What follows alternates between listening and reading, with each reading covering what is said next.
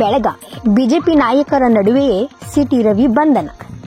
ಸಚಿವೆ ಲಕ್ಷ್ಮೀ ಹೆಬ್ಬಾಳ್ಕರ್ ವಿರುದ್ಧ ವಿಧಾನ ಪರಿಷತ್ನಲ್ಲಿ ಗುರುವಾರ ಅಶ್ಲೀಲ ಪದ ಬಳಕೆ ಮಾಡಿದ ಆರೋಪ ಮೇಲೆ ಬಿಜೆಪಿಯ ವಿಧಾನ ಪರಿಷತ್ ಸದಸ್ಯ ಸಿಟಿ ರವಿಯನ್ನು ಹಿರೇಬಾಗೇವಾಡಿ ಪೊಲೀಸರ ಧರಣಿ ಕುಳಿತಿದ್ದ ಬಿಜೆಪಿ ನಾಯಕರನ್ನು ಬಿಟ್ಟು ಪೊಲೀಸ್ ವಾಹನದಲ್ಲಿ ಕರೆದೊಯ್ದರು. ಸುವರ್ಣಸೌಧದ ಪಶ್ಚಿಮ ದ್ವಾರದಿಂದ ಹಿರೇಬಾಗೇವಾಡಿ ಪೊಲೀಸರು ಸಿಟಿ ರವಿಯನ್ನು ಪೊಲೀಸ್ ಠಾಣೆಗೆ ಕರೆದೊಯ್ದರು. ಈ ವೇಳೆ ಸರ್ಕಾರದ ವಿರುದ್ಧ ಸಿಟಿ ರವಿ ಧಿಕ್ಕಾರ ಕೂಗಿದರು. ವರದಿಗಾರರು Bittal Bhajantri, UK first news, Belagavi.